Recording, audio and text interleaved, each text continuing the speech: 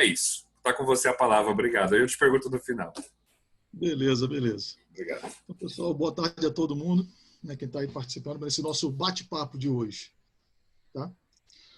Então, a gente vai trocar algumas experiências, né, um pouquinho do que a gente desenvolveu ao longo da nossa tese de doutorado também.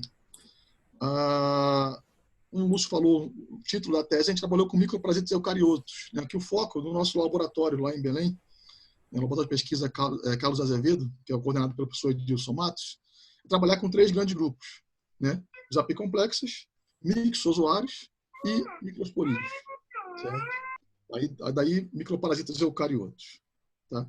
Então a gente vai falar da parte dos apicomplexos que a gente, né, estudou ao longo do nosso trabalho.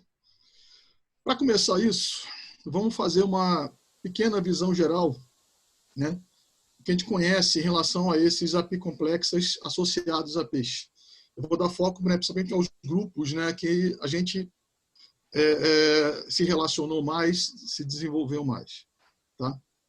Então, quando se fala de coccidiose em peixes, a grande maioria dos trabalhos, certo, aborda, né, os primeiros trabalhos desenvolveram, né,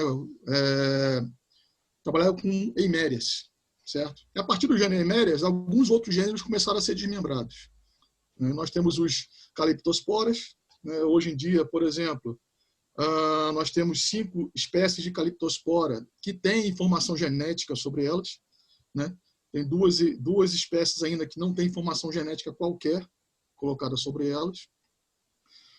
Criptosporídeos, cristalosporas, que é uma dúvida ainda realmente se, né, são um gênero ou não. Tá? As próprias eimérias e os gôuceas também, que também foram desmembrados a partir de eimérias. Certo? E esse ciclo dessas coccidioses em peixes também geram bastante debate, bastante dúvida, né, devido a, vamos dizer assim, a falta de informações mais detalhadas. Quando a gente fala de ciclo de coccidiose como um todo, a literatura, né, coloca em vários grupos de vertebrados, aves, mamíferos, né, eu tenho aqueles coccídeos que desenvolvem todo o seu ciclo em um único hospedeiro, aqueles que desenvolvem em um único hospedeiro e podem, né, passar por um segundo hospedeiro, e aqueles que obrigatoriamente têm que passar por mais de um hospedeiro, certo? Mas em relação a esses ciclos, desses coccídeos em peixes, o que nós conhecemos? Tá? Quando a gente pesquisa, a maioria dos trabalhos que nós temos é sobre o ciclo das eimérias. Né? Então, seria um ciclo monexênico, né, se desenvolve totalmente no peixe. Certo? Esse é o padrão que durante muito tempo, né, foi colocado, né, para esses coccídeos, as eimérias, nem aqueles que são ligados às eimérias, os gôuceas, por exemplo, tá? E também os caliptosporas, né? Só que alguns trabalhos começaram a tentar entender realmente se o peixe era o único hospedeiro ou se outros hospedeiros poderiam estar envolvidos nesse ciclo, certo?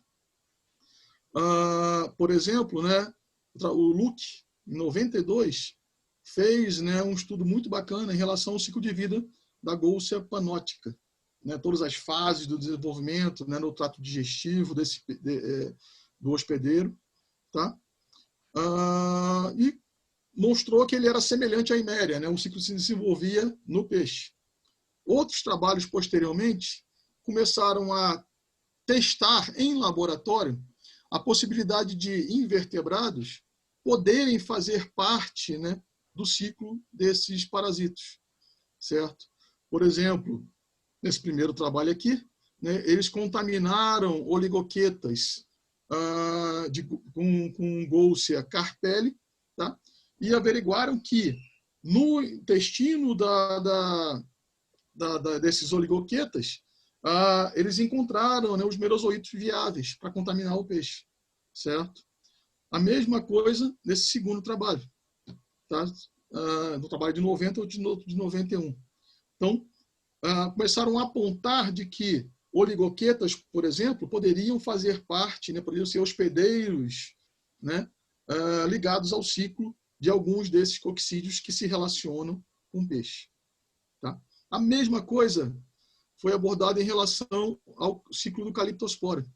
Fournier, em 2000, fez um trabalho muito bacana também, todo in vitro, né, em laboratório, onde, né, ele pegou um peixinho, fundulis, se não me engano, que é o peixe onde descreveram, né, esse parasita hepático, o Calyptospora funduli, tá?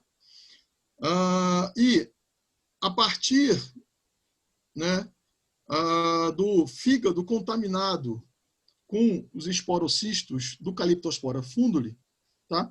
Eles ensaiaram em laboratório contaminar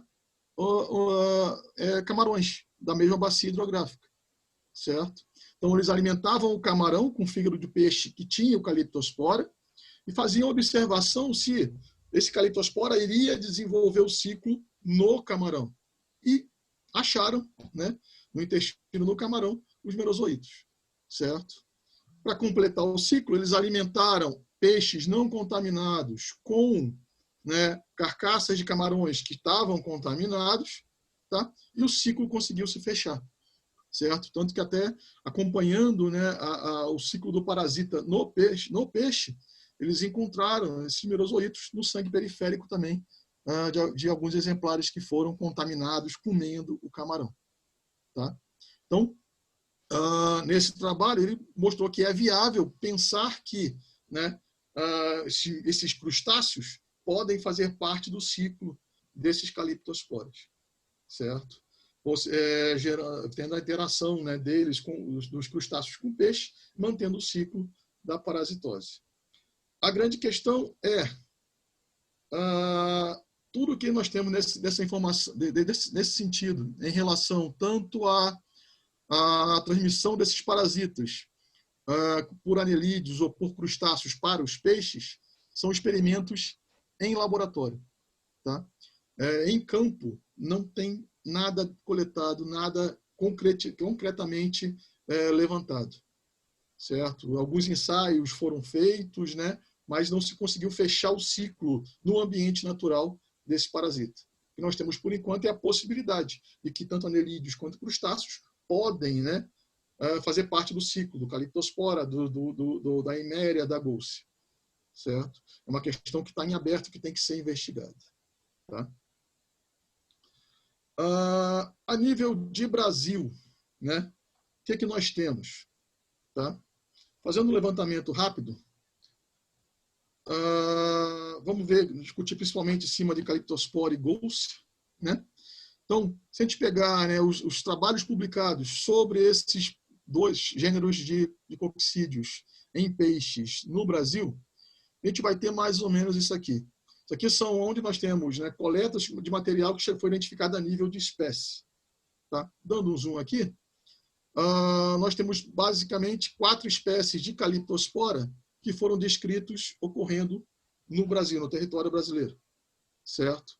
4 não, minto, 5. 4 delas têm informação genética, né?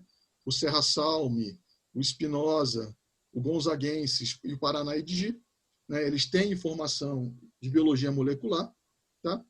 E nós temos um Calyptospora que ocorre em tucunarés, que foi coletado em tucunarés na região do Ceará, lá na represa de Pentecostes, se eu não me engano, tá?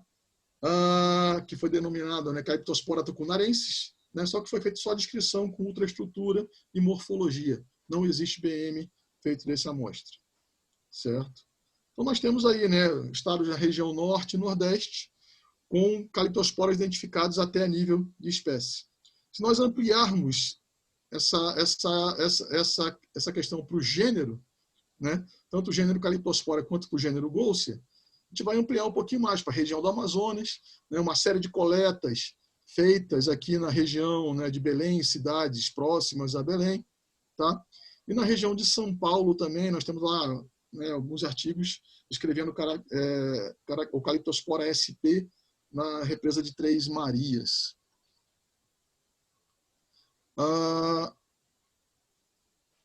Os trabalhos que nós fizemos, né, ao longo do nosso doutorado, eles foram focados aqui principalmente na bacia Tocantins-Araguaia, né, que eu moro em Imperatriz, né, a gente está na margem do rio Tocantins aqui, não poderia deixar esse rio passar por mim aqui sem, né, e utilizar dele.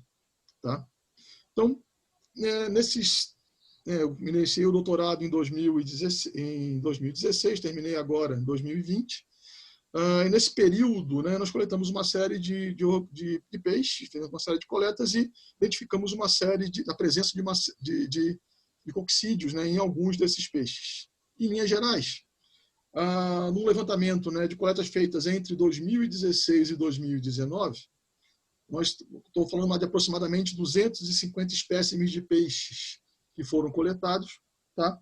Mais ou menos de 9 a 10, tem que confirmar isso, 10 espécies diferentes de peixes. Tá? A prevalência de parasitose nesses peixes, ela beirava os 80%, certo? Desses peixes parasitados, 20% deles tinham a presença de coccídeos, certo? Principalmente no fígado e vesícula biliar. Tá?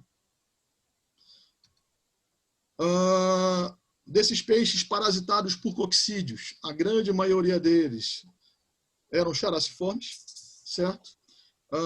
Aqui nós temos as espécies de sardinha parpura, sardinha albus, os achianax da vida. Tá?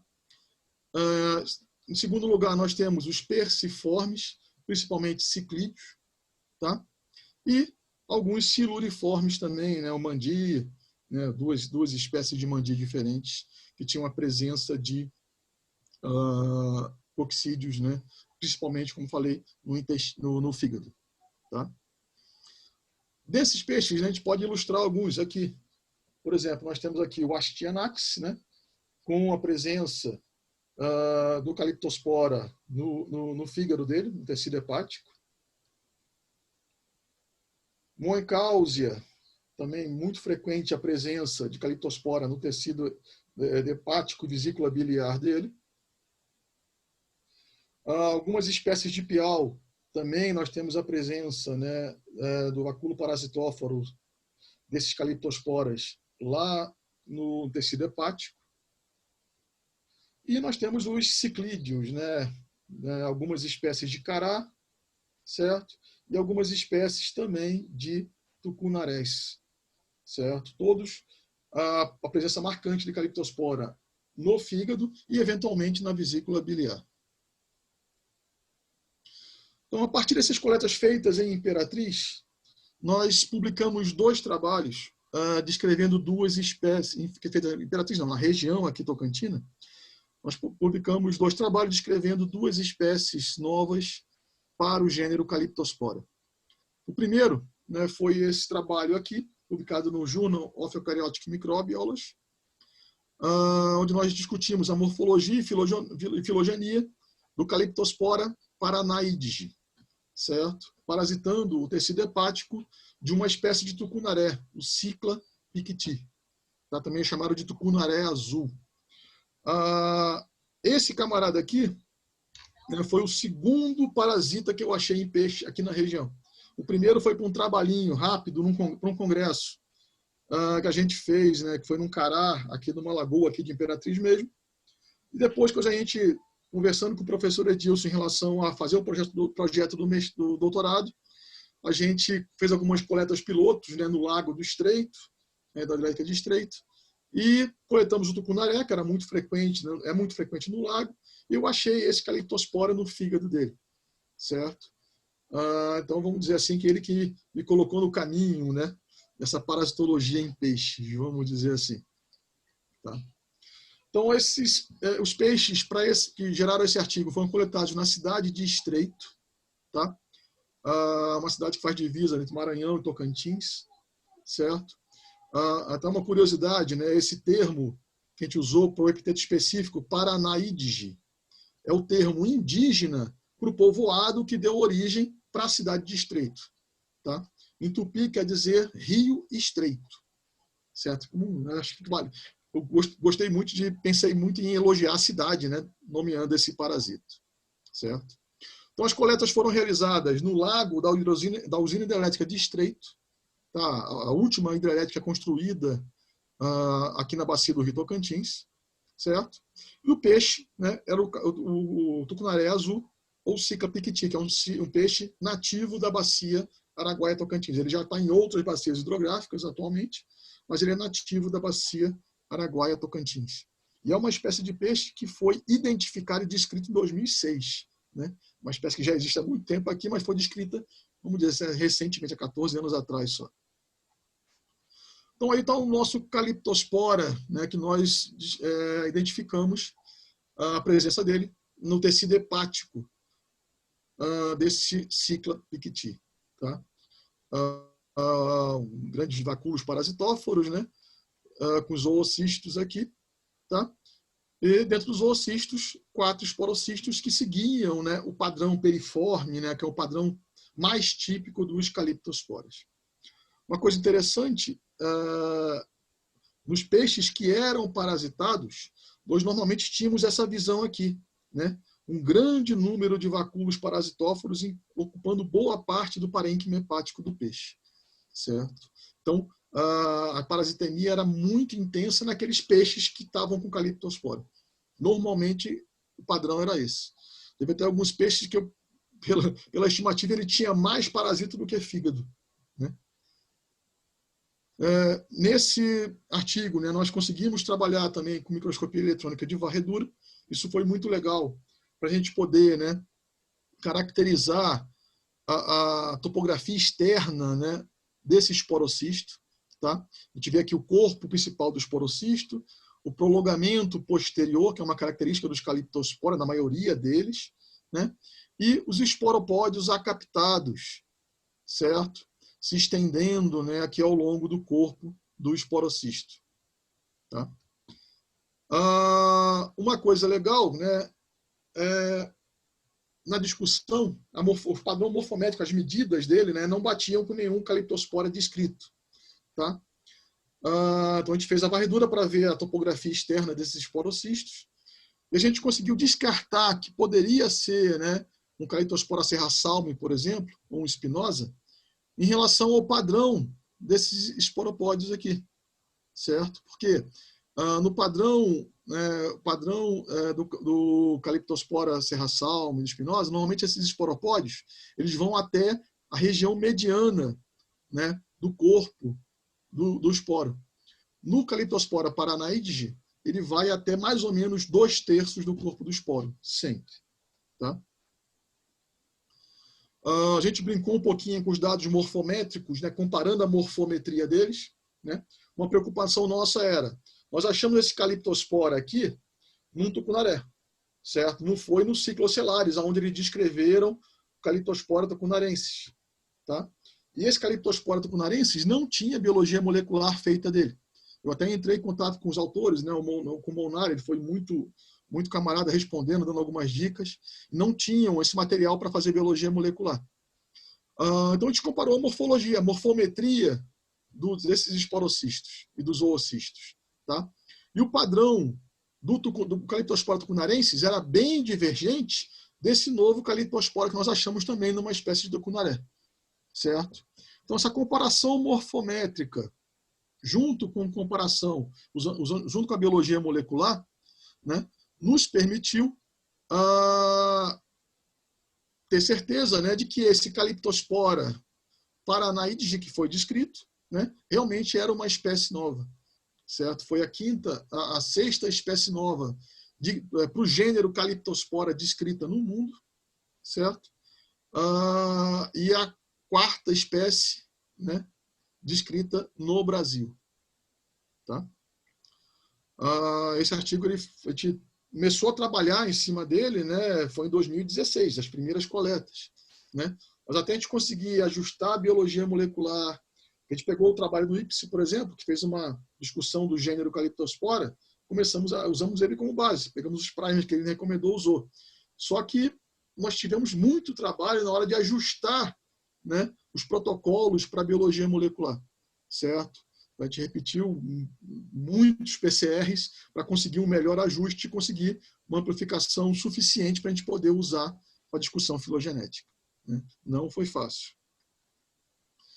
O segundo artigo, também descrevendo uma espécie nova de Calyptospora, foi feito com peixes que foram coletados aqui na cidade de Imperatriz, no Rio Tocantins, certo? Esses peixes, né, era a chamada sardinha papuro, triporteus angulatus, tá? Que foram coletados no cais da cidade de Imperatriz, né, por pescaria manual mesmo. Fiz questão, né? Fiz o sacrifício de ir lá pescar esses peixes manualmente, certo? Então, o padrão, né, que a gente observou nesse coccídeo é um padrão dos caliptosporas, tá?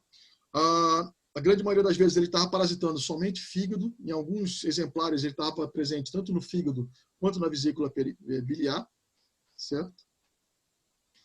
A morfologia dele, então, segue o padrão, né, o que a gente chama de padrão Serra-Salme, né, esse formato periforme, com prolongamento posterior, tá?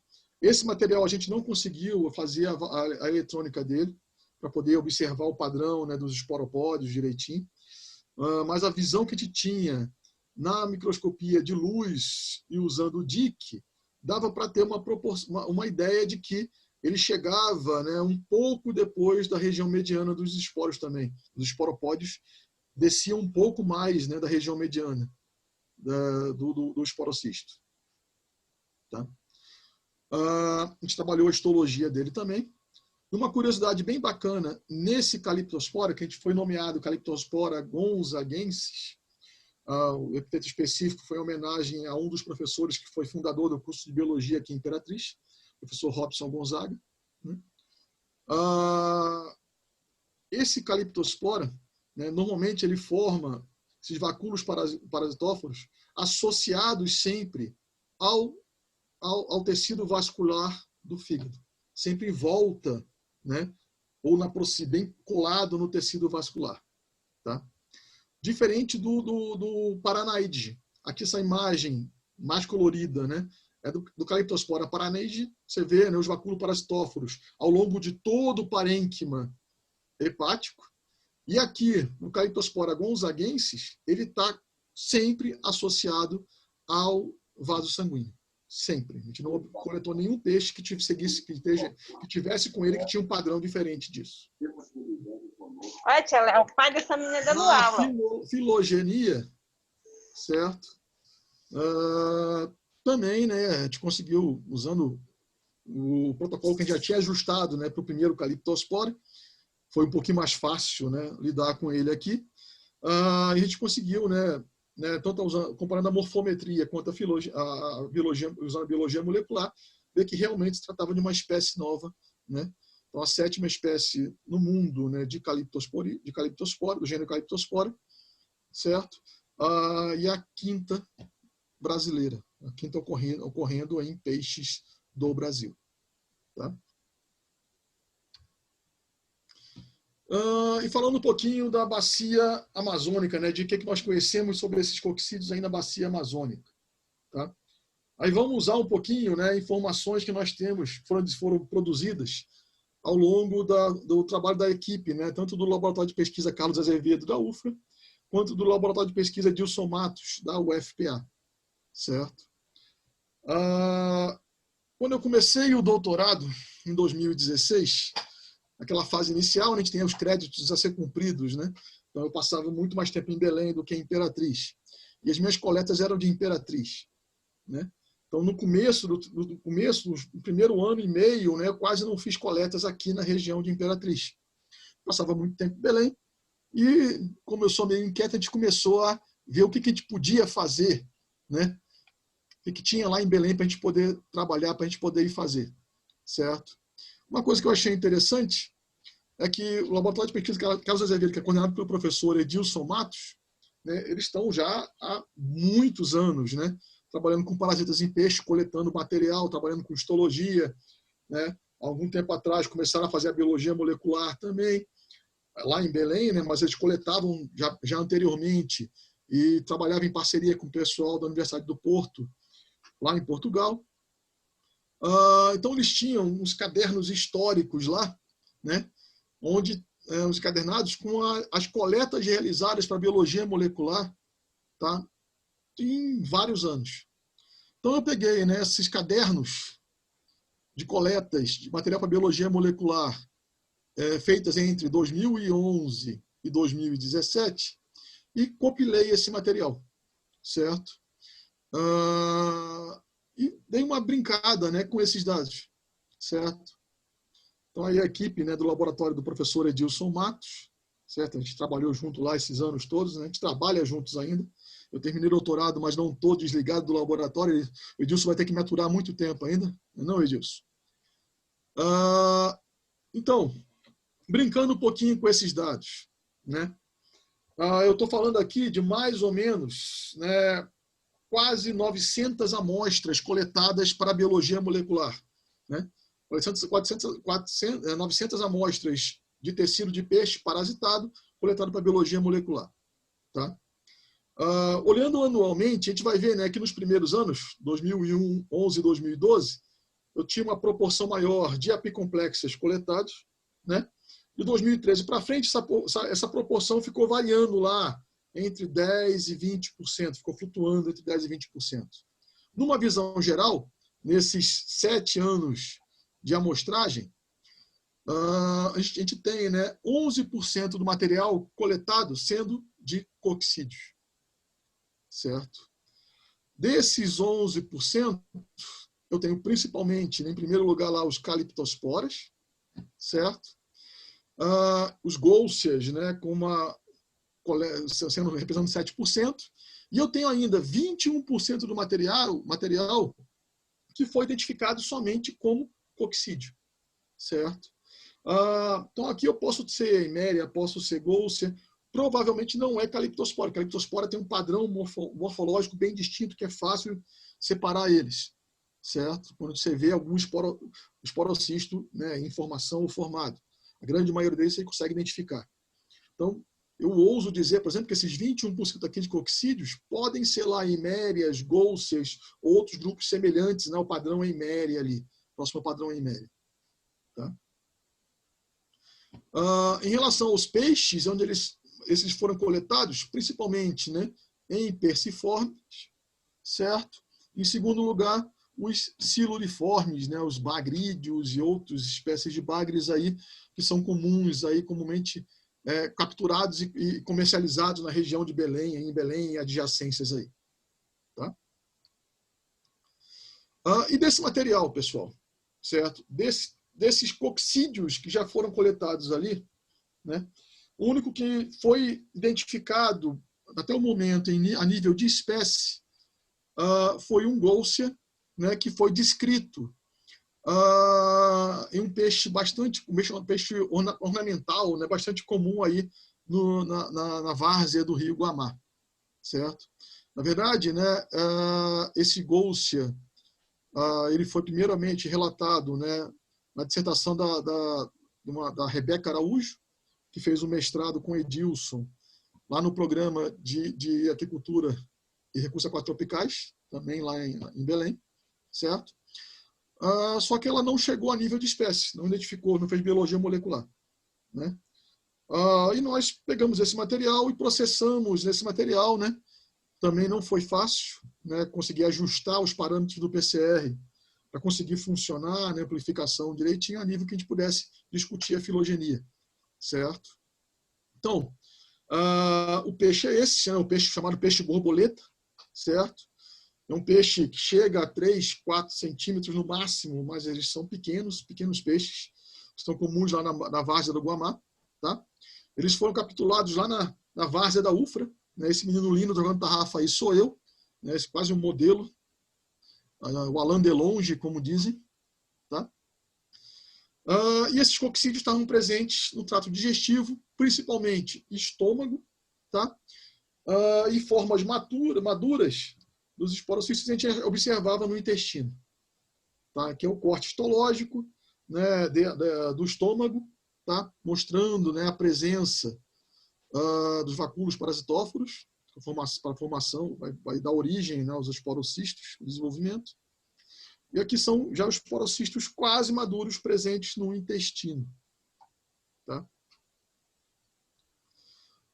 Então, o padrão, né, morfológico deles é um padrão de Gôlcia, certo? E a biologia molecular, A gente fez uma comparação, né, da morfologia deles com outros golsas parasitando peixes, tanto de ambiente dulcícola, né, representado pelas bolinhas aqui, quanto de ambiente marinho, representado pelos triângulos aqui, certo? E existe uma certa padrão de divergência, né, entre golsas dulcícolas e golsas marinhos, certo? E esse golsa que nós descrevemos tinha um padrão também bastante divergente de outros golsas já descritos parasitando peixes de ambientes dulcícolas. E isso foi confirmado, né, pela análise genética, certo? Então, o estudo genético, né, nos possibilitou, então, descrever essa nova espécie, né, que a gente denominou de Golsia guamaensis, em homenagem ao local de coleta, né, no Rio Guamá. Tá? E foi a primeira espécie de Golsia descrita, né, ocorrendo no território brasileiro. Tá? Se não me engano, até na América do Sul. Tem que confirmar isso, não tenho certeza. O que é que nós podemos, né, pensar daqui para frente? Certo? O que seria interessante, né, a gente apontar os caminhos que a gente pode seguir? Até vou pegar um link aqui, né, numa conversa que a gente estava tendo aqui com o Lúcio antes de começar, antes de muita gente chegar. A gente precisa que mais pessoas venham para o lado negro da força, né? Venham trabalhar com apicomplexas em peixe. Isso é importante, certo? A gente tem muita coisa a investigar e pouca gente trabalhando nesse sentido, tá? Então, nós temos que ampliar o conhecimento sobre a diversidade de coccídeos associados a peixes tropicais. Quem são esses coccídeos? Né? Identificar eles a nível de espécie mesmo. Se é uma espécie ocorrendo em locais bem diferentes ou se são várias espécies diferentes. E onde estão ocorrendo esses coccídeos. Tá? Eu achei muito legal uma observação feita, né, num artigo que foi publicado por Marquardt e Khalifa, em 74, vi lá, um artigo do ano que eu nasci. Eu sou velho, fazer o quê, né? Esses autores aí escreveram o seguinte artigo, né? Numa tradução grosseira, seria Coccídeos em peixes, uma infinidade de ignorâncias. Tá? Daikova e Long, eles citaram que esses primeiros autores aí, embora estivessem lidando com a falta de dados sobre a distribuição de coccídeos em seus hospedeiros de peixes em várias áreas geográficas, seu título reflete verdadeiramente o estado geral do conhecimento sobre coccídeos em peixe. Ou seja, esse desconhecimento que nós temos sobre esses coccídeos em peixes, em 74 foi apontado, foi confirmado em 81, e hoje, em 2020, a gente pode dizer que ainda é grande, certo? Nós desconhecemos muita coisa associada a coccidioses em peixes. Por exemplo, um exemplo disso, para ilustrar isso, nós temos uma série de espécies descritas do gênero Cíclade, do tucunarés, certo? Nós descrevemos um Calyptospora no Cycla piquiti, tá? E nós tínhamos já uma descrição do Calyptospora tucunarensis no Cycla ocellaris. Aqui no Lago de Estreito, eu peguei Cycla ocellaris também, Cycla piquiti, Cycla temesis, tá? Tem uma espécie que não está aqui nessa relação, está aqui, o Clayberry. Nesses 4 ciclas, eu achei Calyptospora, certo? Nessas 3 espécies que não são, né, o piquiti, eu achei Calyptospora com padrão morfométrico distinto do ciclo do Calyptospora paranaide. Então, podem ser novas espécies de Calyptospora também. A gente não trabalhou com esse material ainda, não processamos ele, estamos batendo cabeça para mexer com esse material agora. Tá? Esse Calyptospora que nós achamos no Cycla ocellaris, será que é o mesmo Calyptospora que acharam no Cycla ocellaris lá no Ceará? Certo? É o mesmo Calyptospora que ocorre no Cycla ocellaris lá da ilha de Marajó? Não sei. Nós precisamos comparar esses dados, comparar esse material, certo? Para ver realmente se é uma espécie de Calyptospora com uma distribuição ampla ou se são espécies distintas em bacias hidrográficas diferentes. Tá? O que não é improvável. Uma coisa que nós temos que batalhar também, bater em cima, é tentar elucidar o ciclo dos cocicídios de peixes em ambientes tropicais. Como eu falei, nós temos experimentos em vitro, em laboratório, que mostram já que é possível, né, oligoquetas participarem de ciclo, crustáceos participarem de ciclo. Tá? No Brasil, na região tropical brasileira, nós temos uma diversidade de peixes muito grande. Nós temos uma diversidade de crustáceos muito grande também, certo? Mas será que só camarões, por exemplo, podem fazer parte do ciclo desses parasitas? Será que microcrustáceos planctônicos também não podem fazer parte desse ciclo?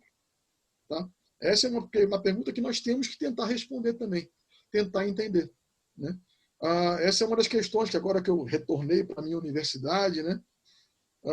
Estamos lá tentando estabelecer as linhas de pesquisa aqui, é tentar discutir um pouco, fazer alguns trabalhos para tentar pegar esses ciclos, né? Não só de apicomplexa, mas também de mixozoários, em pequenas bacias hidrográficas que nós temos aqui, pequenas microbacias. Nós temos, por exemplo, um rio, que é um afluente do Tocantins, o rio Dantas, onde eu achei nesse rio já, né, tanto apicomplexas parasitando peixe, quanto mixozoários, quanto microsporídeos. Tá? E como é um rio raso, um rio pequeno, é fácil capturar os peixes, e também relativamente fácil capturar os oligoquetas e os crustáceos. A ideia é tentar, né, pegar essas frações todas, peixes, crustáceos e oligoquetas, e observar isso mais de perto, para tentar pegar, né, estabelecer o ciclo de algumas dessas parasitoses. Tá? Uma coisa que nós temos que também tentar abordar mais são os possíveis papéis que fatores ambientais podem ter nas infecções por oxídios, certo? Até numa conversa que eu estava tendo ontem com o professor Eduardo Paes, né, que é da UFRA, trabalha com ecologia, né, foi meu orientador do mestrado. Ele me comentou, né, sobre um artigo que ele leu, que fizeram coletas de zooplâncton em várias regiões, né, do mundo, tá, no zooplâncton marinho. Coletaram zooplâncton, parâmetros ambientais, né, e na hora de explicar a distribuição da estrutura da comunidade zooplânctônica, os aspectos que geraram mais explicação, mais impacto sobre essa comunidade, que explicavam o padrão de distribuição dela, eram a ocorrência de parasitas associados a esses organismos zooplânctônicos. Tá? Então, nós temos que tentar entender isso também. Até que ponto, né, as variações dos parâmetros ambientais favorecem ou desfavorecem a ocorrência de infecções por esses cocicídios. Tá? Então, tem muita coisa a gente tentar se aprofundar mais, a debater mais. Certo? Aí que a gente precisa de mais gente, né? Mais gente vindo para o lado negro da força. Então, né, é importante a gente debater a influência de parâmetros ambientais sobre a ocorrência desses parasitos, da mesma forma que é importante a gente debater a influência que as condições de estresse, tanto em ambientes de cultivo quanto em ambientes naturais, podem ter pela ocorrência dessas patologias. Tá? São questões que nós temos que abordar, são indicativos que têm que ser trabalhados daqui para frente. Então, basicamente, é isso, pessoal. Um papo rápido, uma conversa rápida. Né? E a ideia é que a gente discuta, debata, né, as dúvidas que aparecerem. Vamos bora conversar. Lúcio. Opa, maravilha, Marcelo. Muito bom, muito bom. Vou tirar a tela aqui. Tá. Cara, muito bom mesmo. Parabéns pela apresentação, foi muito legal. Eu vou... Só respondendo, Lúcio, aquela pergunta que você deixou em aberto aí. No meu mestrado, eu trabalhei com ecologia do zooplâncton aqui no Rio Tocantins. A minha pergunta é exatamente o que te levou a mudar o rumo das coisas, né? Ao longo das disciplinas do mestrado, né, eu fiz a disciplina com o professor Edilson Matos. Ele é professor do programa lá também. Você teve aula com o Edilson. Eu achei interessante a parte dos parasitas e tal. E o que mais me motivou a tentar pensar um pouquinho sobre esses parasitas no Rio Tocantins é que eu achei zooplanctônicos. Você joga. certo? Por fungos. Né? Não cheguei a identificar esse material, né?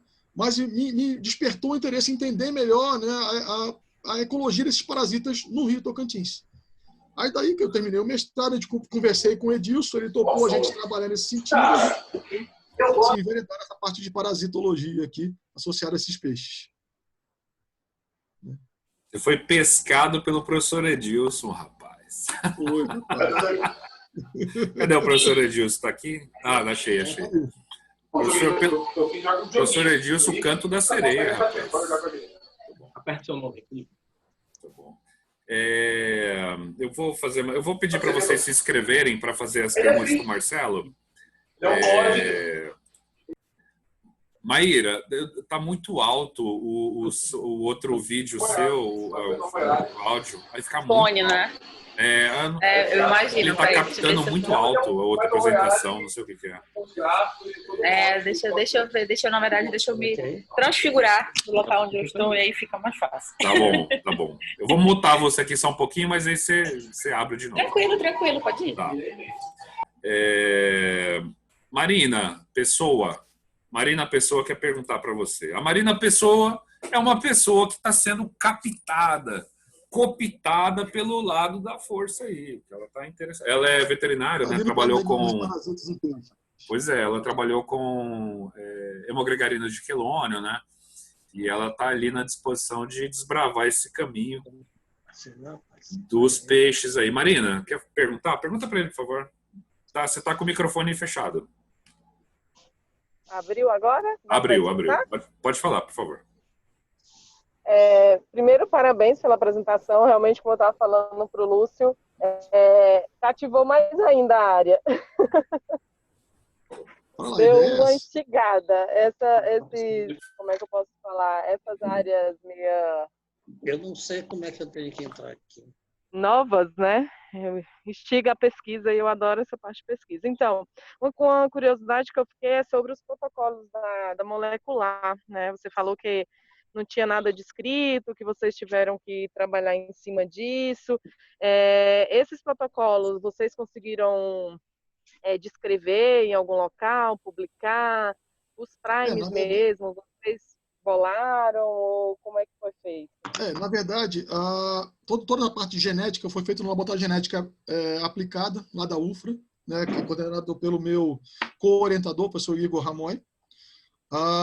E nos 3 artigos que a gente publicou, a gente fez questão de descrever bem os protocolos que a gente usou para amplificação desses coccidídeos, né? Tanto os 2 artigos do Calyptospora quanto o artigo do Golser. A gente procurou descrever da melhor forma possível, né, com mais detalhe possível, os parâmetros que a gente usou para as PCRs. Né?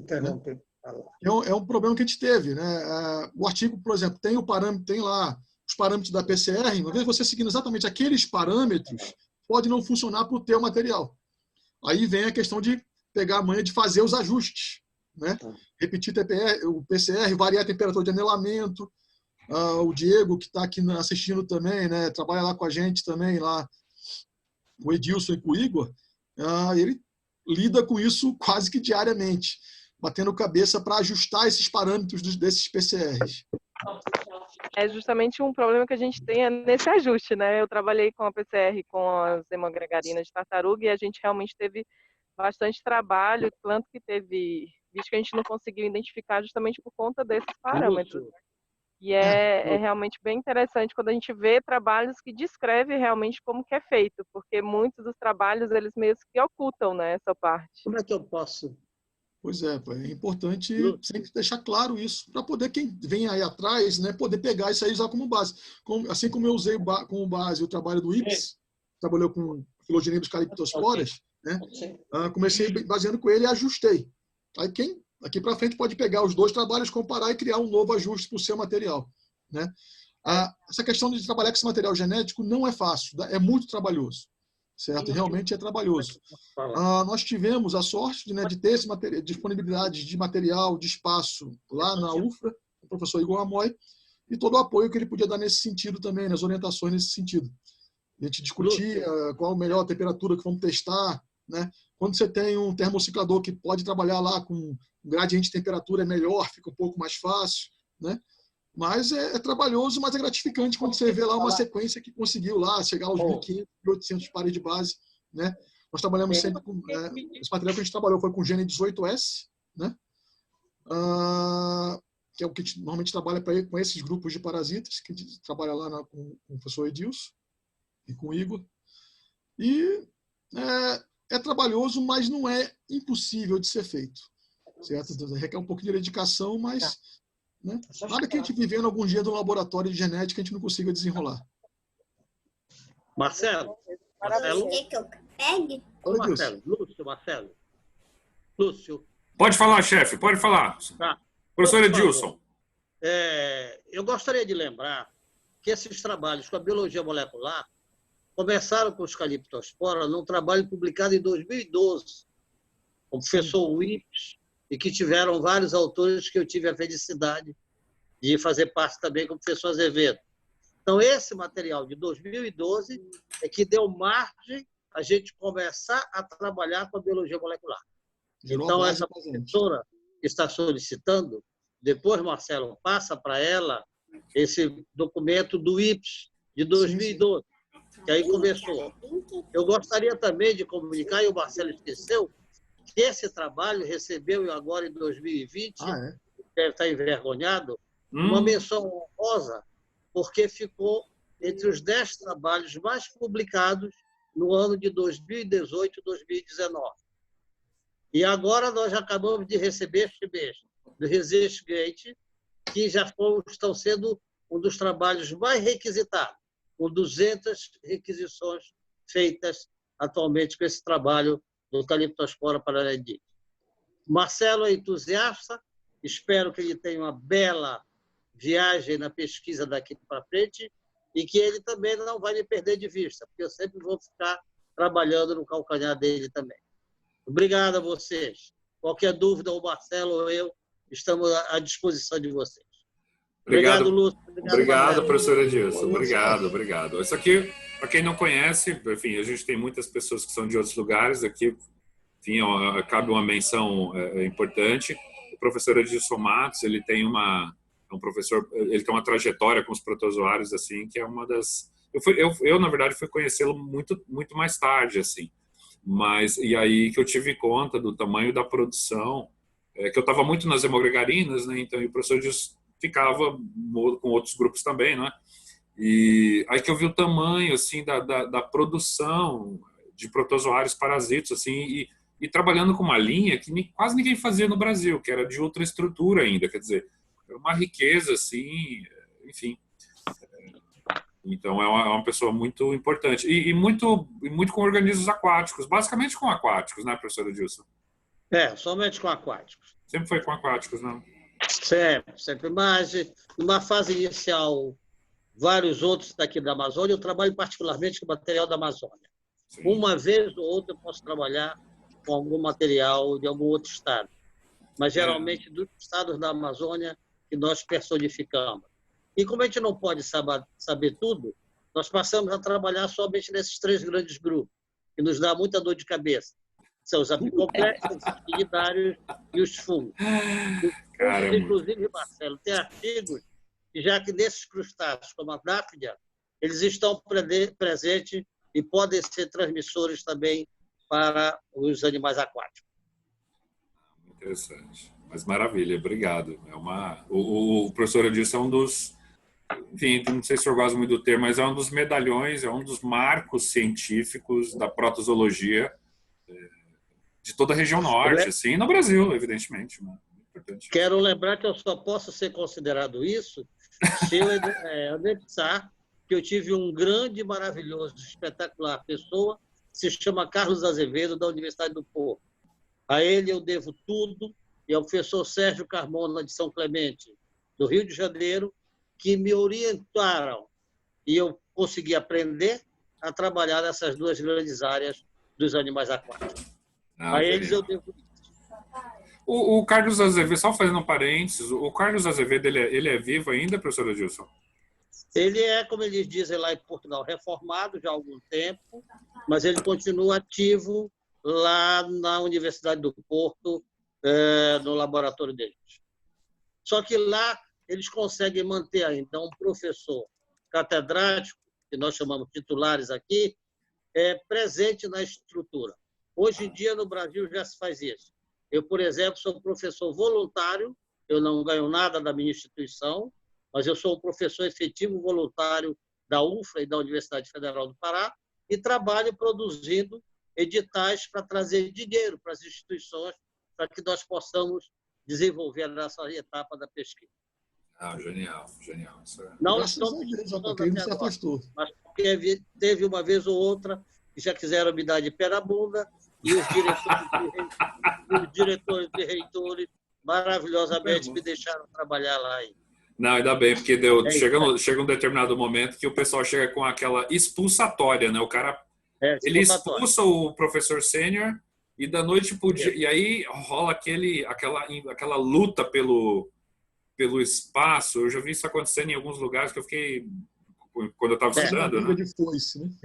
Meu amigo, da noite pro dia os caras derrubam a parede, levantam a parede. Eles não admitem que eu, como aposentado, tenha um laboratório na instituição. Só que eles não verificam que eu sou uma das pessoas mais produtivas aposentado dentro da instituição. Maravilha, maravilha. O Marcelo escondendo o ouro aí, pô, tá cheio de citação, tá? Rapaz, ele comentou isso para me colocar e eu esqueci, rapaz. Para ele me dar bronca, rapaz. Eu levo bronca dele direto, não tem jeito não, rapaz. Marcelo, foi um sucesso para ti e agradeço também ao Lúcio por ter dado essa oportunidade. Nós temos que dar oportunidade aos mais jovens também, que fazem um trabalho maravilhoso, que sem eles nós não podemos continuar a trabalhar. Obrigado, Marcelo. Obrigado, Lúcio. Obrigado, professor. Eu estava pensando aqui, você é de 74 também, né? Muito legal. Sim. Muito legal. Eu também sou. Já tem experiência, né? Tem experiência no lombo. Vou fazer uma pergunta. Por que não deu para fazer a outra estrutura do segundo artigo? Cara, a gente teve... Foi operacional, assim, logístico? Foi uma época que estava com problema o microscópio de varredura da UFRA. Entendi. Ação de manutenção e na correria não foi possível. A gente tentou fazer em outros laboratórios, só que não foi possível. Eu peguei, durante a minha tese, uma fase meio complicada da microscopia eletrônica, tanto na UFRA quanto na UFPA. A gente passou um bom tempo, por exemplo, esses últimos um ano e meio, com problemas no microscópio de transmissão da UFPA, né? Parece que voltou, já normalizou agora, né? E sem falar também que a demanda desses aparelhos é muito grande, certo? É verdade. E ficaria complicado, complicou, né? Agendar para realizar os cortes, realizar as varreduras, então nem sempre foi possível, né? Entendi. Mas a intenção é tentar fazer, né, esses materiais, os próximos trabalhos com caliptospora, trabalhar essa varredura sempre, para comparar essa topografia externa dos esporocistos. Eu acho importante isso. Sim, eu também Para fazer com a gente lá no Evandro Chagas. Isso que eu ia falar aqui, ó. A Maíra está promovendo lá a plataforma multiusuário lá, bora fazer. Olha aí, Edilson. Vamos lá nela, Edilson. Não me convide, que fazem mais de 30 anos que eu quero trabalhar e eu não consigo trabalhar lá. Desculpa. Eu não ia falar. Eu ia falar. O pessoal me chama de bocudo.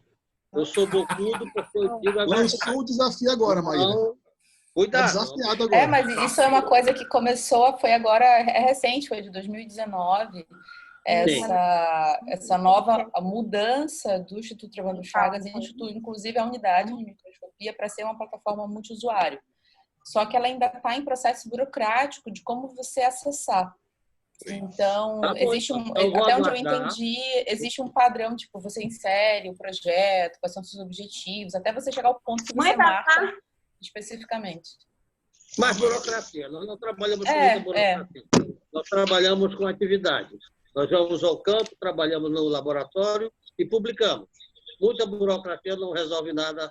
Concordo plenamente, mas eu ainda sou só aluna, mas eu vou tentar. Porque a gente também quer muita coisa do que a gente tenta fazer, a gente também não consegue. Existe uma tentativa justamente para a gente conseguir, por exemplo, o nosso microscópio, nosso ultramicrótomo também quebrou lá agora. Tem mais de 6 meses parado, a gente não consegue consertar. E tanto que a gente está fazendo muitas coisas no laboratório da professora Dilene, da UFPA. Isso, nós estamos pensando justamente utilizar esse ultramicrótomo do Marcelo, lá em Imperatriz, fazendo uma viagem, saindo daqui meia-noite para chegar às 6 horas da manhã. Passar 2, 3 dias lá, fazendo os cortes, trazer a nossa caixinha e tentar observar agora na UFRA, nessa transmissão com eletro secundário. Vamos ver se dá certo. Tem que aproveitar agora uma nova tecnologia também, porque é muito utilizado de varredura. Porque eu tenho dificuldade realmente aqui no Pará em trabalhar com a ultraestrutura, com essa região da microscopia eletrônica. Isso é verdade. É a transmissão que é o problema, né? Isso é uma coisa... E é engraçado que é uma... Pode falar, Maíra. Na transmissão no Evandro Chagas, a gente consegue apenas... A gente só tem um microscópio, na verdade são 2 microscópios, um de 80 kV e um de 120 kV. Então, a gente não tem Existe um padrão que fica muito bonito, de resolução muito ótimo, claro, mas já existem microscópios mais avançados, como, por exemplo, o padrão para você conseguir fazer tomografia eletrônica. Então, ele conseguir controlar para você, por exemplo, as oscilações e você conseguir observar a ultraestrutura num padrão de 120 graus, por exemplo, de qualquer estrutura, né? E que isso, por exemplo, é um upgrade que você faz para o sistema e que já foi solicitado, mas, enfim, é burocracia do Ministério da Saúde. Mas existe ainda assim, os nossos microscópios eles estão atuantes e funcionantes, né? O nosso de 80 kV está um pouquinho mais com problema, mas o nosso de 120 kV está funcionando. E funcionando com potência. O que a gente precisa são de trabalhos. Mas, bom, eu vou dizer assim, pessoal, a gente pode tentar fazer essa ponte, ao menos o meu orientador, o professor José Antônio, é uma área que ele gosta muito, e a gente tem escassez de alunos, como vocês já comentaram. Então, eu sou a única doutoranda que trabalha com ultraestrutura no Evandro Chagas. E agora que a gente tem uma outra IC, e aí provavelmente o professor Dilcinho deve fazer, provavelmente talvez Marcelo, o Lúcio talvez vão fazer parte da minha banca aí mais para frente. E a gente precisa discutir mais essas coisas. Se ela não cumprir, se essa plataforma não sair, você vai. Cuidado, começa a ficar mais complicada para você agora. Porque a gente precisa, né? A gente tem esse vácuo muito grande quando a gente fala, por exemplo, sobre parasitas de peixe. Quando a gente fala de ultraestrutura no norte, ainda mais ainda. Tanto que muitas das nossas amostras nós estamos indo para o Rio de Janeiro para a gente conseguir fazer muitas coisas. A gente não tem no Brasil, né? Isso. A gente não tem... Esse nível de conhecimento a gente não tem no Brasil, assim, não tem. O último que fazia era o Ilan Paperna com o Lenson. Sim. Há 1000 anos atrás, quer dizer, um tempo atrás, né? Que os dois, infelizmente, faleceram. Mas fora eles e o professor Edilson, ninguém fazia. Para baixo, ninguém mais. Eu tô tentando ir agora na UFAM e lá no INPA para ver se a gente consegue fazer uma parceria com eles também. Legal. As coisas estão ficando difíceis aqui no Pará, eu vou me deslocar para o Amazonas, como eu estou me deslocando lá para a Imperatriz. Bora ver, estamos atirando os diferentes locais para ver onde é que dá certo. E esse é um complicador, porque o Marcelo sabe e o Lúcio sabe. Tanto aqui no Pará, como lá em Macapá, terra do Lúcio agora também, ele sabe que se nós jogarmos por baixo, nós temos aproximadamente 20 a 30 artigos para serem trabalhados. E coisa que possivelmente serão espécies novas. Nos quinidários, nos fungos e nos apicomplexos. Uma das coisas interessantes, que esse apicomplexo, geralmente, no caso do Calyptospora, dão quase que o tempo todo, talvez 100%, 90 e poucos por cento, em animais aquáticos de água doce. Nós estamos encontrando com outro doutorando agora, que é o Diego, já em peixes de estuário. E isso é que o Marcelo está comentando. A gente não sabe até que ponto, qualquer dia desse, nós encontramos Calyptospora em animais de origem salgada. Não sei. Já estamos encontrando em estuário. Talvez seja menos frequente, né? Talvez seja menos frequente mesmo, né, professor? Esse é o caso. Sem falar disso, aquela questão que o Molnar sempre bate em cima da gente, né? Para a gente olhar o intestino e o estômago desses peixes com mais detalhe. Você tem uma... Eméria, vai ter gôlcia. Né? Ele quer, é isso que o Marcelo está comentando, é verdadeiro. Ele quer que nós distribuímos o nosso estudo muito voltado para os Eiméria e para os gôlcia. E nós já temos outros casos de gôlcia, com certeza. Nós não estamos tendo ainda a dificuldade de fazer a biologia molecular nesse mesmo sistema e a ultraestrutura também. E, graças a Deus, agora, na microscopia de luz, nós temos um DIC lá no laboratório, que é franqueado para qualquer pessoa trabalhar e fazer as imagens. Legal, hein? Mas, quando eu chego na ultraestrutura, as dificuldades são muito grandes ainda. Vamos ver agora se a Maíra consegue quebrar essa... Eita! É dela. Acho que vamos todos. Você vai ver. Você vai ver onde vai dar isso aí. Não tem graça. É verdade, verdade. Marcelo, Vamos eu estava olhando... aproveitar quando eu tenho 2 anos aí. Então, você está no meio, tá? Faltam 2 anos Estou no ainda. meio, ainda tem chão para ir pela frente. Eu tenho muita coisa para trabalhar. Tá Tem muito tempo ainda. E qual é o programa que você faz? Eu faço no BPA, que é o Biologia Parasitária na Amazônia da Universidade do Estado daqui do Pará. Ah, tá. E ele está aqui, ele está aqui nível lá, Maíra? Ele tá 4, 5? Como é que tá? Ele tá com 4, mas eles estão tentando subir para 6 agora. Tentando fazer um pulo, porque como ele foi gerado relativamente recente, só que aí teve uma grande... Como foi muito recente, teve uma produção muito grande. Aí eles estavam tentando, não sei se já saiu a última atualização, ou se vai sair agora nesse próximo ano, para ver se conseguem revisar, pelo menos já para garantir os 5. É engraçado, enfim, isso foge um pouquinho do escopo do seminário, enfim, mas eu acho programas muito semelhantes, assim, mas evidentemente deve ter suas peculiaridades, enfim. Mas é bom, acho que é mais espaço para trabalhar. Enfim, tem os prós e contras, né? Mas é interessante, Marcelo. O orientador ele sempre me questiona por que eu não fui para o BAIP. Eu acho curioso ser igual, né? Assim, são programas eu acabei entrando, foi uma seleção que abriu antes, foi o ano de 2017, Isso. Ficou com uma tentativa de saber se iria abrir ou não no BAIP, porque tinham muitos alunos que não tinham terminado. Então, eles não queriam lançar o edital antes de ter certeza que esses alunos iam sair, né? Para não inchar o programa demais e tal. E aí correu o risco dos alunos não defenderem, baixar o conceito e tudo mais. E aí esse programa saiu antes e eu me inscrevi quando eu vi o orientador, que era o professor José Antônio, que era uma coisa que eu sempre quis estudar, que era ultraestrutura. Então eu sabia que ele tinha essa linha, eu fui lá, persegui ele dentro do Evandro Chagas, e que ele é irmão do meu orientador da dissertação, professor Cristóvão de nível federal. E aí eu disse, bom, vamos lá, que eu disse, eu quero trabalhar com essa pessoa. E aí eu fui lá perturbar ele dentro do Evandro Chagas, ele disse, se você quer trabalhar, então vamos. Bom, com isso nós estamos trabalhando um bocado. Tem muita coisa para trabalhar e eu não tenho perna nem mão suficiente para isso. Eu acho, assim, longe da minha pouca experiência, mas eu acho que você devia fazer um pós-doc com esses cocicídios de peixe depois, sabia? Mas não é só uma sugestão. Coisa, né, Marcelo? Sem nenhum interesse. Marcelo, deixa eu voltar ao tema principal aqui, senão eu vou devagar e não é o caso. Sabe uma via de transmissão que eu estava pensando outro dia? E eu tive a impressão, eu lembro que eu olhei, eu tive essa ideia, depois eu acho que eu procurei e não encontrei. Aí você até vê, Marcelo, você que está lendo mais do que eu, evidentemente, a via de transmissão por predação entre os peixes, alguém já demonstrou? Que eu me lembro, acho que não, né? Ou já? Não, demonstrar não. Existem algumas suposições que é possível, mas demonstrar em experimento, não. Eu acho que valia super a pena você pegar, porque, por exemplo, você tem esses na cadeia trófica passando de um... Porque, por exemplo, no trabalho do Márcio, aquele do Márcio, Edilson, a gente via assim, que nos peixes que era nítido, peixe que era herbívoro, insetívoro, a prevalência era muito baixa. Mas todos que eram predadores, fortemente com a tendência de predação, era 100%, independente do número que você pegasse.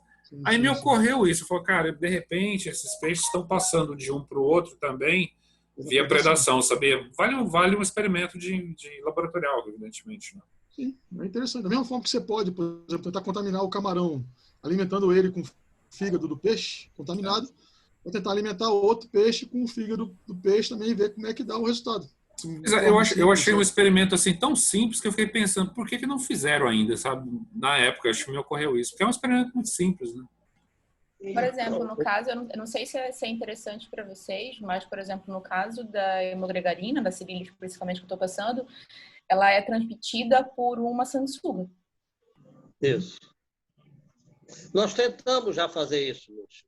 O grande problema é o seguinte, não existe nenhum trabalho que diga que há uma transmissão vertical, só horizontal. Você tem que ter um hospedeiro intermediário. Então, eu tenho uma filosofia que eu acho que há uma transmissão direta. Não precisa de intermediário. Agora, para mim, asseverar isso, eu tenho que ter um experimento e um projeto. E ninguém vai aprovar esse projeto, porque, mundialmente, não se aceita que não haja um hospedeiro intermediário. Eu tenho, às vezes, até discutido com alguns orientados meus, eles dizem que eu não posso dizer isso porque eu não provo. Eu digo, preste atenção, isso é uma ideia. Pois esses meninos estão muito caxia, professor. Pô. Entendeu? Mas que eu acho que isso que você está dizendo, Lúcio, é verdadeiro, na minha opinião, é. A transmissão é direta. Não tem a indireta, beleza, mas eu acredito também que haja transmissão direta. O problema é fazer o estudo. Isso demora muito, vai ser em 4 anos. Acaba o prazo, por exemplo, de um doutorado, por exemplo, como a Maíra, se estivesse num projeto desse, está no 2º ano, não tem nenhum resultado, passa para o 3º ano, não tem nenhum resultado, o 4º ano não tem nenhum resultado, e cadê o resultado dela? É perigoso. Esse é complicador. Mas acho que a gente tem que começar a pensar nisso. Eu acho que as colônias de crustáceos eu achei interessante também, porque eu lembro que uma vez eu vi um seminário sobre um nematóide que ele elimina os ovos, aí passa para o crustáceo, depois o crustáceo é predado, enfim. E aí tinha uma foto igual essa que você colocou, Marcelo, que era o crustáceo, e você tinha enfim, o ovo, não sei se era o ovo ou a larva, enfim, eu esqueci o nome do parasita. Tipo larva de Daphnia, né? Isso, professor. Exatamente, você consegue fazer colônias de Daphnia, por exemplo. Eu lembro que tinha um cara que tinha colônias. Assim. Sim. Também é legal para fazer, né?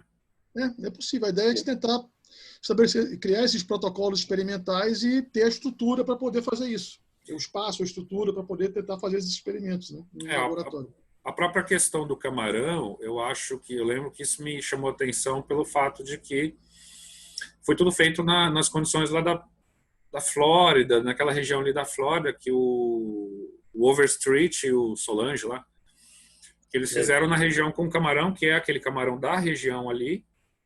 Aí a gente não sabe, por exemplo, qual é o camarão, enfim, qual é o camarão que participaria aqui na nossa região também. Né? Então é uma outra frente de experimentação também. Tem um menino que entrou comigo agora, que ele é criador ele mexe no camarão. Fez um mestrado com isso, tal, e ele quer ver uma coisa de ecologia de camarão, sei o que, mas queria que orientasse, porque o orientador dele é o cara do camarão, mas ele queria fazer aqui, enfim, aquelas coisas. Eu falei, bom, então põe uma coisa de parasita. Aí eu propus para ele, falei, vamos fazer então, vamos pegar um peixe com fígado, jogar para os camarões. Aí uma coisa que me ocorreu muito interessante, Marcelo, é aquilo da patologia que você falou, que eu achei muito legal. Será que o parasita ele causa algum efeito negativo no camarão, em termos de...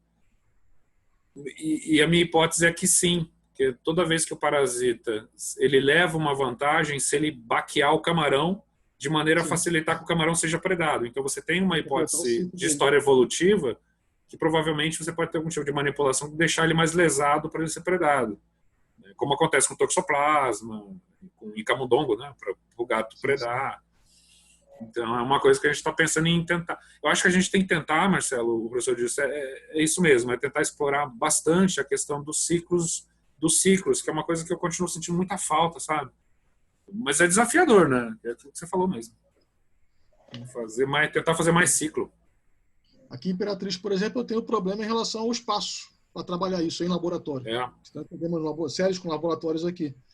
Por isso que eu estou tentando fazer alguma coisa em relação ao ciclo natural, coletando o peixe, coletando o crustáceo, anelídeo e tentando com BM comparar. Anelídeo é legal, né? É bem bacana também.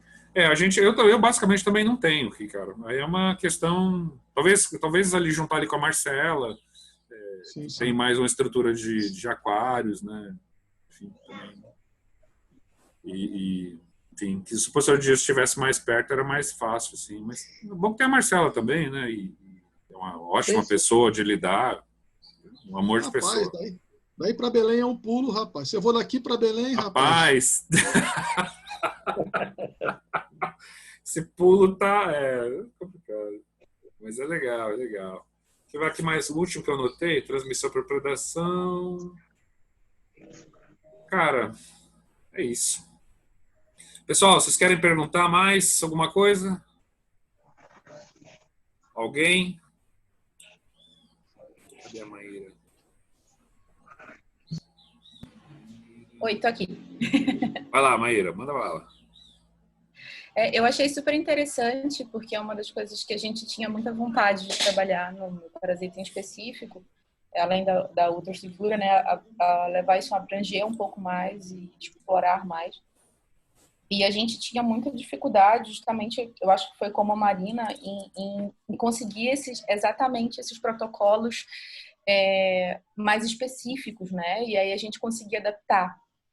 E eu ainda não entrei nessa parte, né, especificamente, mas então, pelo fato da ultraestrutura me consumir muito mais, eu fiquei muito temerosa de tentar implementar algo dentro do doutorado e não consegui dar tempo, e aí acabei indo para outra estrutura por já estar em andamento no laboratório.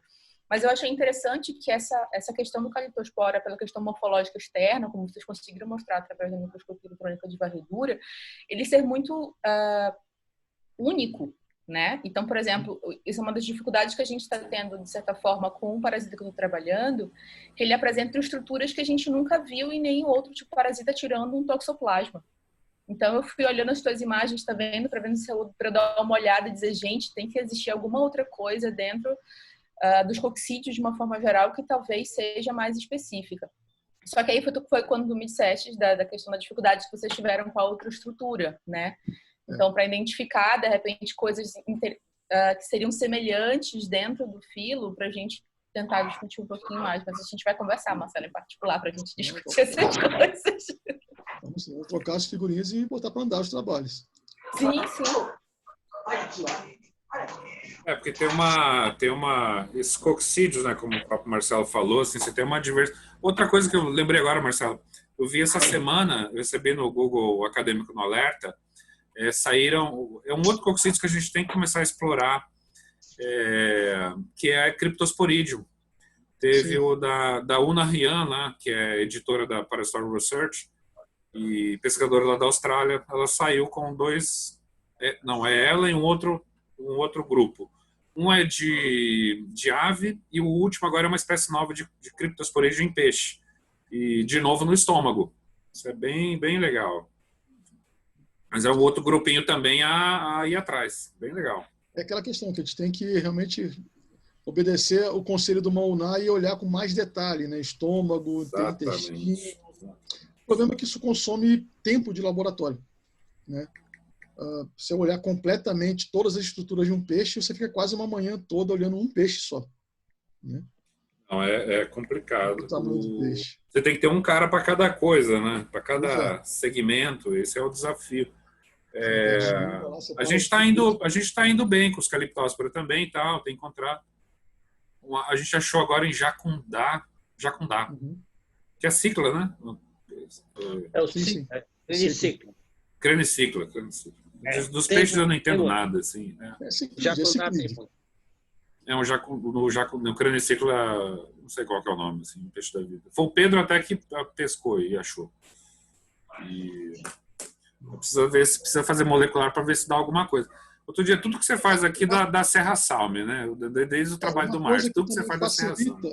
É quando você tem uma parasitemia muito alta. Por exemplo, muito fígado lotado, né? Aí isso facilita um pouco na hora de fazer biologia molecular. Porque quando você vai fazer biologia molecular do parasita que está no fígado, já é um problema, né? Porque o fígado tem muito material do peixe ali, né? Então, se eu não tenho muito parasito, né? Normalmente quando você amplifica, dá peixe. Peixe. Vocês amplificando chegou a dar peixe também, né, Marcelo? Ah, a gente também deu com aquele primer do Ips, deu peixe. Puta, foi uma deprê, cara. Deu Aí o que a gente geófago. fez? A gente teve que ajustar as temperaturas para conseguir amplificar o parasito e não o peixe. Cara, foi terrível. Ah, com o primer do Ips, então foi o ajuste da temperatura, então. Sim. Só se o hospedeiro tiver uma super infestação. Ah, Porque então te foi lembra por que ele tem um isso. vacúolo parasitóforo e dentro do vacúolo parasitóforo você tem 4 esporocistos. Pegar o DNA desses esporocistos é muito pequena a célula. Então você tem que ter uma super infestação, como o Marcelo comentou ainda agora. Tinha mais caliptospora do que células fígado. hepáticas. Aí é beleza. Aí é beleza. Você É o paraíso. Apesar de que ainda tem o problema do ajuste da temperatura, utilizar o prime adequado. Isso é uma loucura aí. Não é tão fácil assim, não. A gente tenta tornar fácil, viu, Maíra? A coisa, mas não é tão fácil, não. É muito complicado. Porque depois você vai fazer... E quando você vai fazer a ultraestrutura, como é que você tem que filtrar? Uma estrutura celular de parede de um esporo e um buraco onde está o vacúolo. Para você ter um corte sem buraco, sem erros de ultramicrotomia, é muito, muito complicado. Ainda tem esse outro lado da ultraestrutura. Nesse Caliptospora paranaide, a gente chegou até a fazer os blocos e tentar fazer os cortes. Só que a gente percebeu também que cortava, na região que estavam os vacúolos parasitóforos, não fixou direito. Que na hora que ia cortar, arrancava ele, ficava só o buraco. Perdia. Isso acontece, isso também acontece com a gente. A gente estava até questionando se, de repente, os colquicídeos, de alguma forma, tem alguma estrutura ou algo, um componente, não sei, dentro do vacúolo parasitóforo que faz com que ele saia, que ele saque fora do corte. Aí, é possível. Tem que fazer o quê? Né? Ajustar melhor o protocolo de fixação, para ver se consegue penetrar o fixador realmente nele todo e poder, quando fazer o corte, ele ficar lá, né? Poder conseguir cortar. Mesmo nessas micropeças do fígado, não dava, Marcelo, porque você faz nada, né? Não, é um pedaço pequeno, muito pequeno. E mesmo... A gente pega tipo uma cabeça de alfinete, corta em 4 pedaços. Aquele pedacinho é que vai ser utilizado. Mesmo assim... Não dá certo, né? É complicado. Caramba, hein, meu? É uma pauleira. Mas vamos para frente, porque aqui na Amazônia ainda tem muito caliptospora, muita gôlcia e muita eiméria. O negócio é nós pegarmos o foco que o Moula está comentando com a gente. Não, é bem legal. Fazer isso.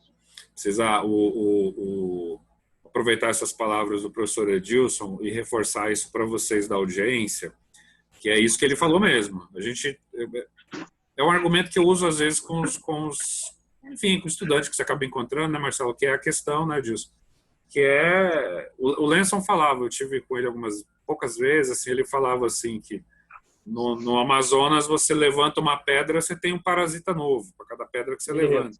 Então a gente tem eu falo, cara, às vezes eu olhava assim, por que você vai estudar toxoplasma, que já está na proteômica, na ômega, é super relevante, mas você tem uma tonelada uma demanda e que publica muito rápido pelo nível da novidade, e você publica numa quantidade que você não vai ter braço, mesmo se você for um cara muito rápido.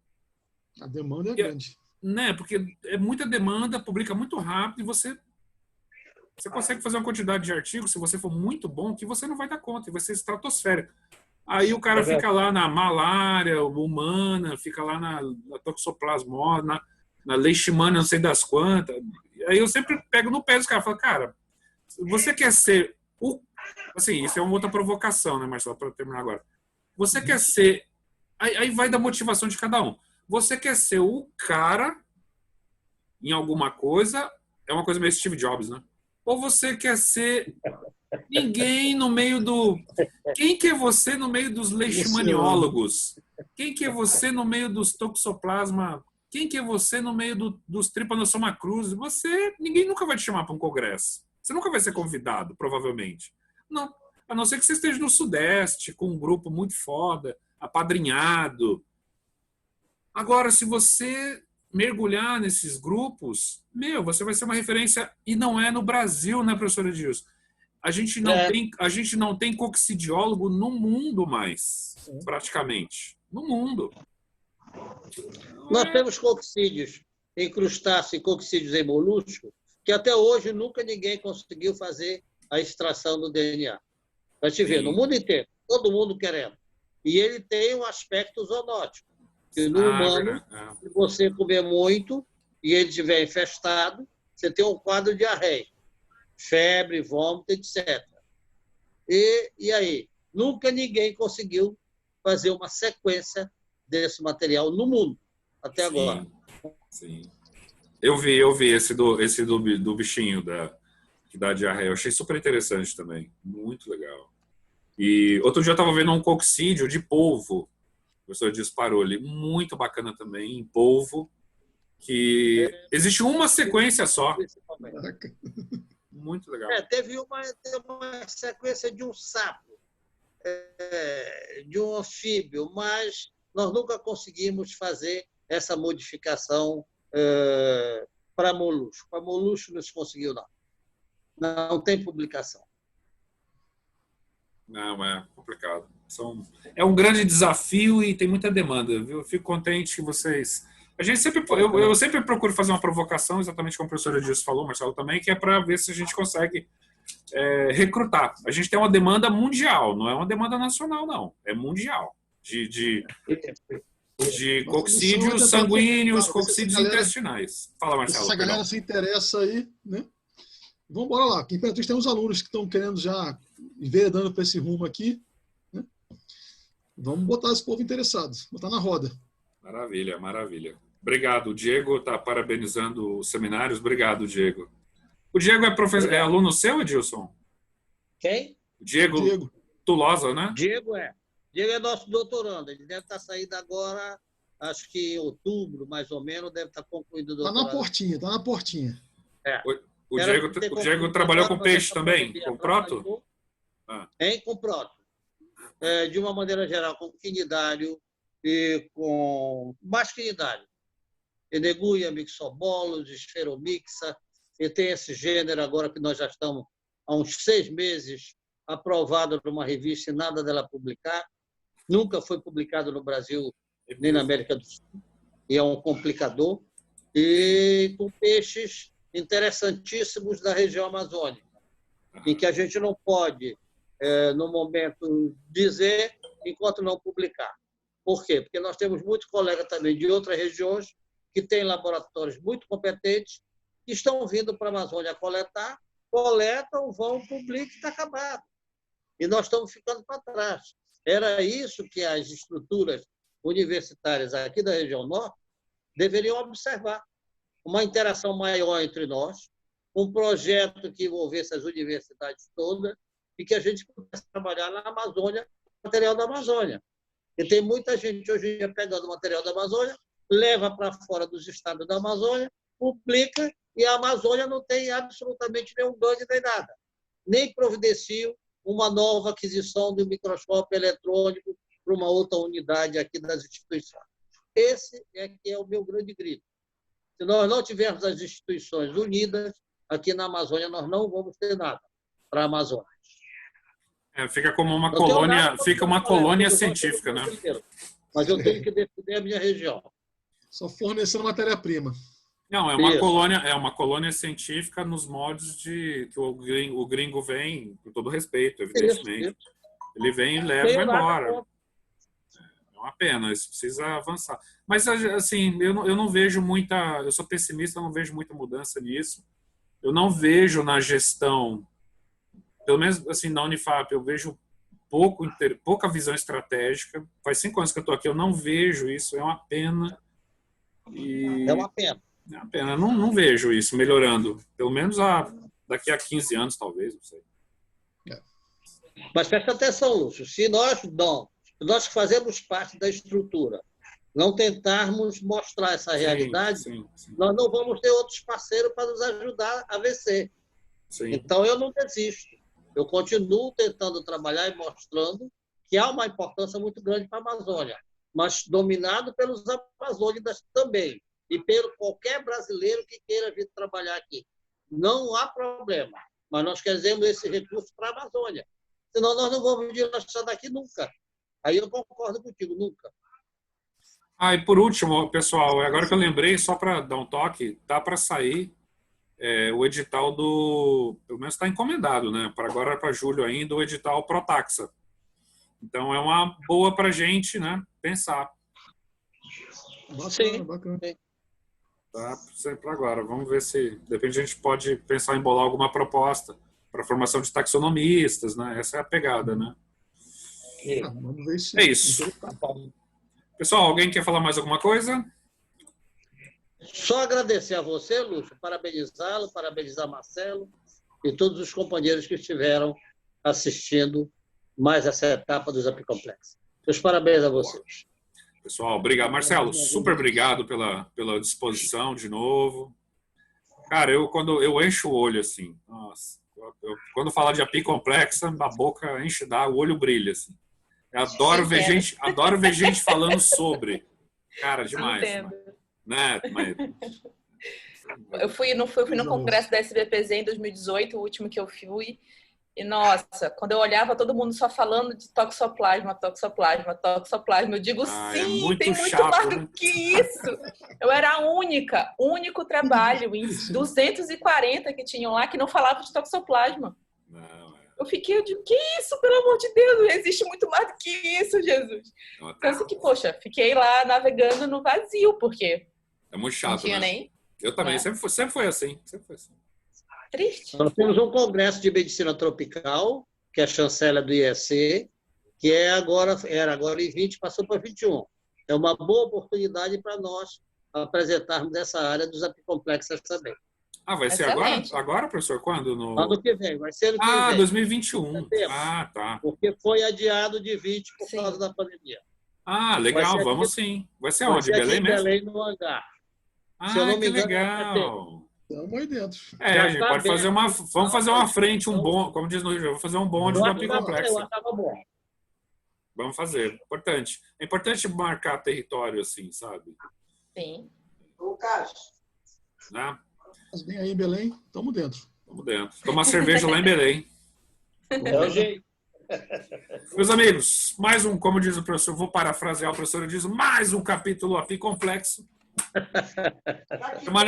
Semana que vem tem mais. Semana que vem é um doutor da USP, é um jovem formou igual Marcelo, há pouco tempo. Fresquinho. Fresquinho. Ele trabalhou com sarcocistes, né? Tá nessa linha de sarcocistes e vai falar sobre sarcocistes de pinguins, desses pinguins. Apareceu uma matéria no jornal, não sei se vocês viram, dos pinguins que estão chegando no Espírito Santo ali, não é? E eles viram uma prevalência muito alta, né? Enfim, depois ele faz muito interessante o trabalho sobre sarcocistes também, que é um outro coccídeo muito legal, muito difícil de trabalhar. Esse sim precisa, para identificar, precisa de outra estrutura, senão só molecular você não faz nada. Você precisa da outra estrutura. É super legal e absolutamente a diversidade que é pífia assim, de conhecimento. É uma boa. Um abraço a todos. Até semana que vem. Quem quiser não, se todo mundo está aqui é porque recebeu de algum jeito o aviso, né? Então, tá bom. Quem quiser divulgar, esteja à vontade. Professor Edilson, obrigado. Professor Marcelo, obrigado. Maíra. Obrigado a vocês. Todos os outros aqui. A Marina Pessoa, show de bola. A Marina, próxima coccidióloga aí. Fabi também. Um beijo para vocês. Ótima semana. Abraço, pessoal. Até. Ótima semana. Ótima semana. Vamos nessa.